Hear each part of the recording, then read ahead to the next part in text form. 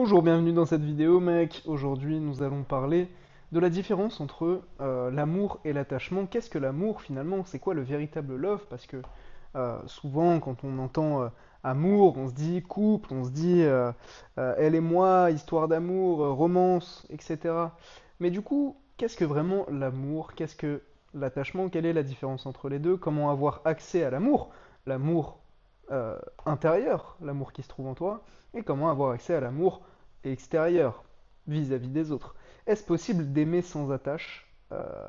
C'est les questions auxquelles nous allons répondre dans cette vidéo. Je suis trop content de te faire cette vidéo, mec, parce que je sais qu'elle va te parler si toi aussi tu es dans cette recherche intérieure, dans cette recherche d'amour, de paix et d'attirer des partenaires qui te plaisent vraiment, des partenaires de rêve, finalement. Donc voilà, c'est un peu le plan de cette vidéo. Et donc là, j'ai mis une petite image du livre de Kundera, L'insoutenable légèreté de l'être. Donc Milan Kundera, qui est un écrivain tchèque. Et je vais te raconter un peu la métaphore qui m'a pas mal marqué dans ce livre. Et peut-être que ça t'aidera aussi. Je l'espère en tout cas. Et à la fin, je te parlerai d'une anecdote personnelle.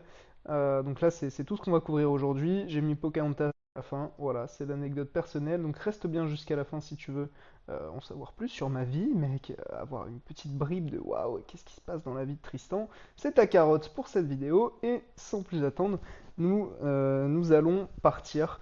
Donc, comment j'ai structuré en fait cette petite mind map, ce plan? J'aime bien structurer ça avec des images et avec des termes pour te permettre de comprendre. Alors, d'un côté, j'ai fait une colonne avec le love et de l'autre une colonne avec l'attachement. Ce qui pour moi est vraiment, véritablement le love, parce que là, on a vraiment la différence entre les deux images. D'un côté, on a une seule personne qui rayonne, donc qui diffuse sa lumière intérieure, qui diffuse son amour, et de l'autre, on a deux êtres finalement qui sont voilà, enracinés l'un avec l'autre. On sent cette idée de besoin, cette idée de se sentir être via l'autre, de se sentir aimé via l'autre, comme si finalement il y en a un qui avait peur de perdre l'autre et les deux veulent se compléter. Voilà, ils recherchent la complétude et c'est pour ça que j'ai mis le petit schéma juste à la droite pour que tu comprennes, c'est que quand tu es dans l'attachement, finalement, quand tu n'es pas véritablement dans le love inconditionnel, bah, tu vas rechercher la complétude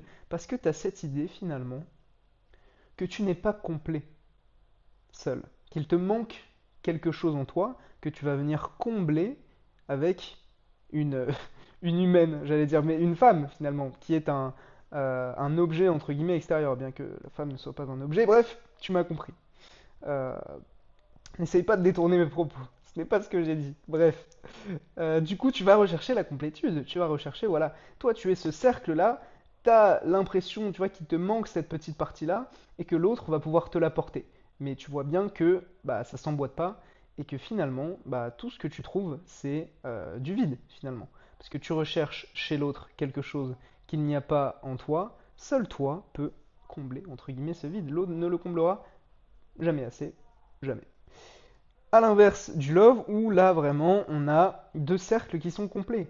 On a deux individus qui sont entre guillemets déjà dans le love, qui ont développé cette lumière intérieure. Et quand je dis développer, c'est pas vraiment le bon terme parce qu'on n'est pas dans du développement personnel. On n'essaye pas d'ajouter des choses, on essaye justement d'en enlever. D'enlever des filtres pour accéder au présent et à cet amour inconditionnel qui se trouve déjà en toi. Voilà. Donc ça, c'est les premières bribes de la différence entre le love, pardon, et non pas le lobe d'oreille. Donc le love, je vais faire un effort sur la diction, mec, et sur articuler. Et non pas, donc la différence entre le love et l'attachement. Donc, qu'est-ce qui m'a marqué dans ce livre de Milan Kundera pour démarrer, avant qu'on rentre un peu plus dans les détails? C'est que dans ce livre, donc ça parle d'une histoire d'amour, de relations, etc., de finalement deux êtres qui sont attachés l'un à l'autre et qui essayent de se comprendre, qui essayent de voir à travers le filtre de leur personnalité, le filtre de leurs attaches. Et c'est la meuf de Thomas, alors bizarrement je me souviens plus de son nom, mais c'est l'histoire d'amour entre Thomas et sa meuf, et à la fin sa meuf elle se fait une réflexion et elle dit parce qu'ils ont un chien en fait. Et elle se rend compte, elle se fait une réflexion et elle se dit, mais comment ça se fait que j'ai l'impression que l'amour que je porte à mon chien a l'air plus pur que l'amour que je porte à Thomas. Parce que quand on aime un chien, tu vois, on n'attend rien vraiment de lui, tu vois, c'est un chien, on le kiffe le chien et il nous kiffe parce que c'est un chien, et finalement on n'a pas besoin de se sentir aimé par ce chien parce que c'est un chien en fait. Donc on ne projette rien sur lui, on n'a pas d'attente vis-à-vis de cet amour parce que cet amour il est là. Et elle se dit mais comment ça se fait? Voilà, c'est ça sa réflexion, c'est comment ça se fait que cet amour je le ressens beaucoup plus pur que l'amour que je ressens pour Thomas. Parce que dans l'histoire, on comprend que bon voilà, il y a des dynamiques où Thomas il va voir ailleurs. Elle aussi, quand elle s'en rend compte, elle se dit bah puisque c'est comme ça, moi aussi je vais aller voir ailleurs, etc. Il y a beaucoup de dynamiques de pouvoir, de dynamiques d'ego finalement à travers ça. Et donc c'est la réflexion que je voulais te faire en guise d'introduction, mec, par rapport à ce bouquin que je te recommande. Donc Milan Kundera, très bon auteur, avec l'insoutenable légèreté de l'être. Et tu peux lire aussi Risible Amour, qui est magnifique. Voilà, donc on va rentrer dans le vif du sujet. Donc, quelle est fondamentalement la différence entre le love et l'attachement? C'est que le love, finalement, quand tu es dans le love, euh, cet amour, il est illimité. Alors que celui de l'attachement, il est limité parce que il est conditionnel. Parce qu'il dépend finalement d'une situation, il dépend de quelles sont les personnes qu'il y a dans la pièce, il dépend du contexte. Alors que le love est par essence. Le love est en toi à chaque instant de ta vie et il vient de l'être. C'est ça la majeure différence entre le love et l'attachement, ce qui peut paraître du love aussi, mais ça reste de l'attachement, parce que l'attachement vient de l'ego. L'attachement vient d'une sensation et d'une potentialité de devenir. Parce qu'on se projette dans le futur, parce que on veut que ça reste finalement. Voilà, tu vois, sur l'image, on est accroché à ce truc-là, on ne veut pas qu'il parte. On a peur de perdre ce truc parce que si on le perd, c'est comme si on se perdait nous. Ce qui est étrange, ce qui est très étrange. Donc, euh, donc voilà la majeure différence, pardon. Et donc d'un côté, on a vraiment ce love qui est inconditionnel, qui est sans attente, parce que il est là, il est à chaque instant et il est dans le présent. Il n'y a pas d'attente, il n'y a pas de projection dans le futur, alors que bah, dans l'attachement, tu te projettes et tu te dis, ah voilà, j'ai pas envie de perdre cette personne, je développe des attentes, imaginons, t'es avec une meuf en couple et tu te dis, ah ouais, vraiment, celle-là, j'ai envie de la marier, etc. Donc tu développes des attentes de manière naturelle parce que c'est comment tu fonctionnes, c'est une partie de toi qui fonctionne comme ça, mais cette partie de toi n'est pas toi. Et le problème, il vient, et les troubles viennent dans ta relation lorsque tu crois être ton ego, lorsque tu t'identifies à ton ego et à cet attachement. Voilà. Donc, on continue. Donc là, j'ai mis des petites images qui m'ont beaucoup parlé, tu vois, par exemple, comme ce miroir. Et ce qu'il faut comprendre de manière générale, c'est que toutes les relations qui arrivent dans ta vie, toutes les personnes que tu rencontres, sont un miroir de toi-même. Dans le sens où elles sont là, ces rencontres, chaque rencontre et chaque meuf avec qui tu vas ressentir des choses sont là pour te faire prendre conscience, euh, pour te faire monter en conscience en fait. Et te faire prendre conscience que, tu vois, les choses que tu ressens, ces dynamiques d'attache, ces dynamiques de contrôle sur la réalité, ben, tout ça, c'est une illusion en fait. Ce n'est- Ça t'éloigne finalement de ce que tu es toi et ça t'éloigne de l'amour qu'il y a profondément en toi. Et cet amour-là, il est illimité, il est inconditionnel et il vient du fait d'être dans le présent. Voilà. Donc d'où l'importance de comprendre que chaque relation et chaque rencontre que tu vas faire est une opportunité pour mettre de la lumière sur la façon dont tu fonctionnes et pour te rappeler ce que tu n'es pas et pour te rappeler ce que tu es par extension. Donc voilà, les relations sont un cadeau et donc j'avais mis une petite phrase aussi au-dessus, voilà, le love que tu cherches dehors via cette relation, via le fait de peut-être enchaîner les meufs ou alors via le fait tout simplement de rechercher toujours un partenaire, eh bien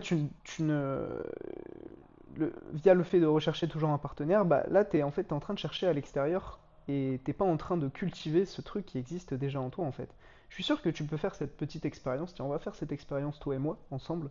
Là, tu vas prendre une petite pause, tu vas fermer les yeux et tu vas te rappeler la dernière fois où tu as eu cette sensation vraiment d'amour ou de paix d'ailleurs. Donc tu vas fermer les yeux, et là t'imagines, tu prends une grande inspiration par le nez, tu bloques 5 secondes, 4, 5, et tu relâches. Et là je t'invite à te remettre dans ce souvenir, dans cette scène que tu as vécue, où tu as ressenti cette sensation d'amour.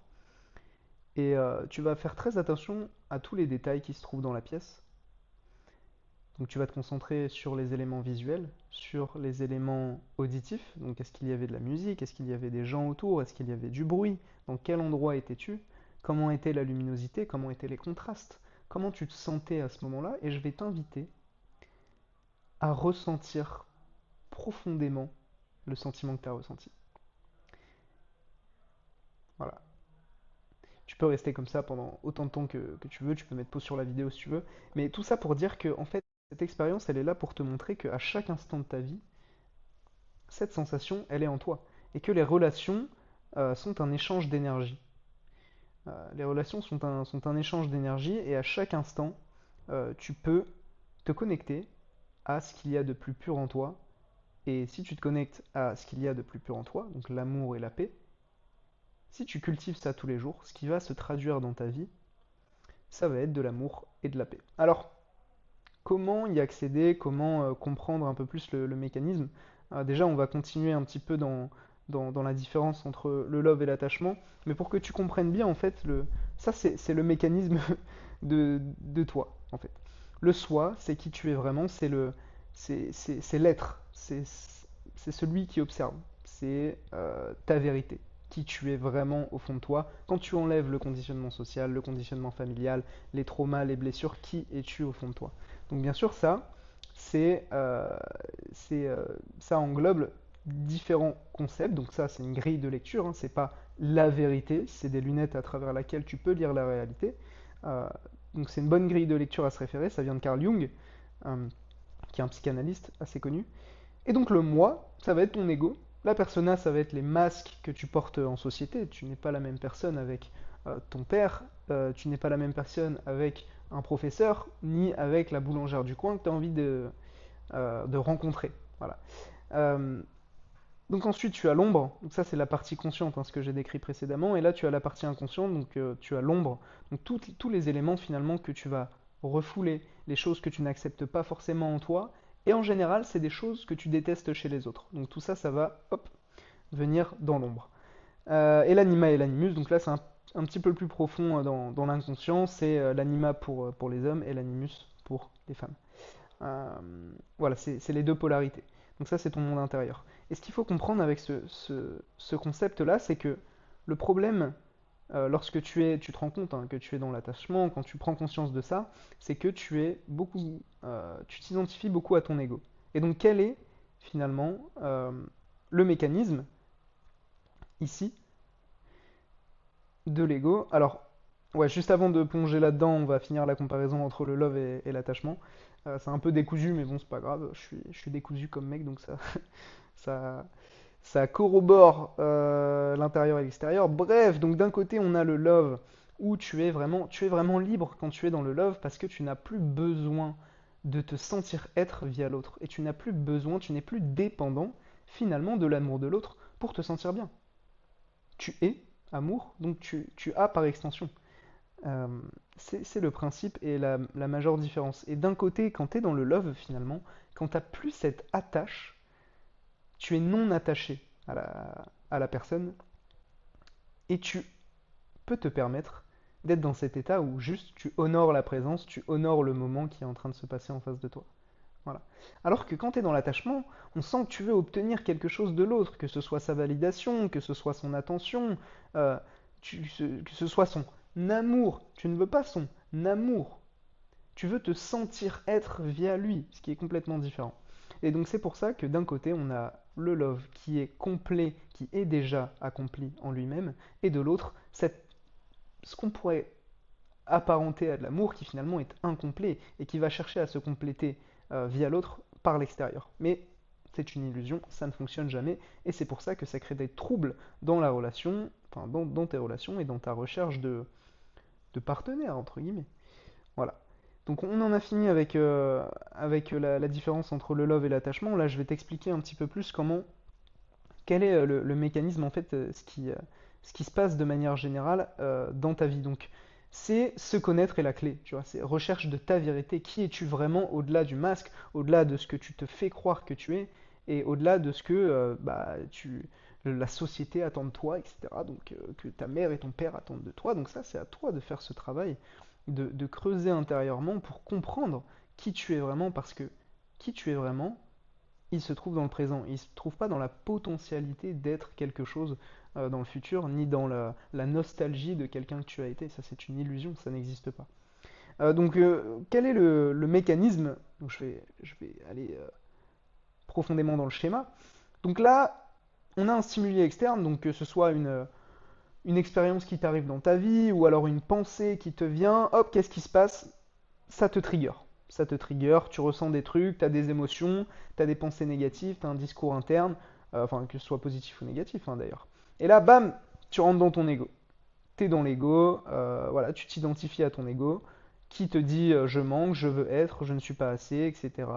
Je veux, elle me manque, etc. Je manque, bon voilà, souffrance. Ça, c'est la boucle de la souffrance. Quand tu te rends compte que bah, tu es dans l'ego finalement, t'as des pensées, etc. Et c'est ok, j'ai envie de te dire. C'est ok parce que c'est un mécanisme qui est humain. C'est la psyché qui fonctionne comme ça. Mais le problème, c'est que au bout d'un moment, quand tu t'identifies tout le temps à ton ego, bah, tu t'éloignes de qui t'es vraiment et donc des partenaires de rêve que tu as envie d'attirer, forcément, par extension dans le monde extérieur. Mais il y a un moyen de sortir de ce schéma et c'est ce que j'ai fait juste après. Donc tu peux prendre la décision, et ça c'est un choix d'identité, de te dire non. Là, tu vois, quand je réagis, quand quand j'ai des pensées négatives, etc., c'est prendre conscience et être dans cet état méditatif de manière quasi journalière, de manière journalière en fait, de manière quotidienne, être dans cet état méditatif de ok non, ça c'est pas moi. Je suis en train de m'identifier à un truc, à des pensées qui ne viennent pas de moi. Ou alors, ok, je suis en train de réagir, mais cette réaction, elle est déterminée. C'est pas qui je suis vraiment. Je suis pas ma réaction, je suis pas ce que je fais, ni ce que je veux être. Tu vois, je suis bien plus que ça. Je ne suis pas que mon corps physique. C'est comprendre ça aussi. Donc, prise de conscience, ok, ça c'est mon ego, c'est pas qui je suis vraiment. Et c'est comme ça, en fait, que tu vas te rapprocher de qui tu es vraiment. Donc du soi. Et donc que tu vas attirer des partenaires de rêve. Parce que du coup, tu vas être dans la prise de conscience et tu vas t'identifier à ton être qui est la source de là où tu peux puiser cet amour pur, cette expansion du soi et finalement dissoudre l'ego. Donc en fait, si tu veux, ce trou-là, cette bulle-là, c'est l'ego et cette bulle-là, c'est le soi. L'ego, il est dans le soi. Sauf que toi, ce qui se passe, c'est que tu es tellement identifié à ton ego que ton ego, il te prend toute la place. Voilà, il est comme ça, donc le soi qui tu es vraiment, il ne peut pas s'exprimer. Parce que, bah, ego, trauma, blessure d'enfance, conditionnement social, conditionnement familial, boum. Hop, l'ego, il est comme ça. Mais dès que tu commences à te dire, oula, non, là, je suis dans l'ego, hop, l'ego, il commence à se dissoudre et il y a le vrai toi qui apparaît. Et donc, plus tu es dans cet état méditatif et plus tu prends conscience de ce que tu n'es pas, plus tu prends conscience de tes mécanismes et de comment tu fonctionnes, et bien plus tu t'expands et tu arrives à développer cet amour pur. Et forcément, bah, il y a le déterminisme de ton ego qui fait que, bah, comme je t'ai expliqué, l'ego il va revenir parce que c'est le principe de l'ego en fait finalement. Mais il va revenir de manière moins forte parce que tu auras compris le mécanisme de l'ego. Et plus tu comprends ce mécanisme, plus tu prends conscience de ce que tu es, et bien moins tu es dans l'ego et moins tu es dans l'illusion du passé, du futur, etc. Et plus tu es présent. Et c'est quand tu es vraiment présent que tu peux te connecter à ton ressenti. Et finalement, quand tu es présent et que tu te connectes à ton ressenti et que tu es dans cet amour, tout ce qui se passe à l'extérieur est une conséquence de cet état-là, de ce qui se passe en toi. Voilà. Donc ça, c'était pour pour le schéma explicatif, j'espère que c'est clair, mec. Et donc voilà, tout ça pour dire que tu n'es pas ton ego, celui qui observe, tu es celui qui a conscience, celui qui est et qui restera en fait, finalement. Voilà. Donc voilà, l'amour se diffuse dans le présent et pas dans la potentialité d'être de l'ego qui veut te faire croire que plus tard ce sera mieux, etc. etc. Plus tard, ouais, quand j'aurai ça, je serai bien. Calomnie, illusion. Voilà. Donc là, c'est le moment où je vais te parler un petit peu plus à cœur ouvert, mec. On est arrivé au moment de cette vidéo où bah, je vais parler de mon expérience personnelle et du moment où j'ai rencontré Pocahontas. Alors je te dirai pas d'où je l'ai rencontré, tout ça on s'en fout en réalité. Euh, mais pour te dire, donc je l'ai rencontré dans la rue, bien évidemment, parce que j'étais un, j'étais un gamer, j'étais un coach en séduction de game, donc je gamais. Et donc j'ai rencontré cette femme et on a passé des moments incroyables ensemble. Et c'est une des seules femmes que j'ai rencontrées, il y en a eu deux ou trois, mais c'est une des seules femmes que j'ai rencontrées dans ma vie où je me suis dit, mais waouh, ça c'est une femme où je me dis, je pourrais construire quelque chose avec. Pourquoi? Parce qu'à mes yeux, c'est une 10 sur 10. Elle me plaît physiquement, elle est très douce, et elle est féminine, elle est disponible émotionnellement, elle est fun, et on passe des moments, on fait tellement doux, et c'est ça qui m'a fait me dire, mais putain, mais comment ça se fait que avec tous les dates que j'ai fait, tous les rendez-vous que j'ai fait, comment ça se fait que il n'y en ait qu'une parmi tout ça qui soit dans cet état d'amour aussi pur et cette qualité en fait d'être chez la femme. Et j'avais pas conscience que le problème il venait de moi en fait. C'est parce que moi j'étais dans ce paradigme de désir et de performance. Et c'est ce qui fait que bah, forcément j'attirais des femmes dans le même paradigme et qui vibraient à la même fréquence. Et donc quand j'ai rencontré cette meuf-là, je me suis dit, ah oui, ouais, ok, quand même, là, il y a quelque chose. Donc je l'ai revue plusieurs fois. Et puis à un moment, un- elle a gagné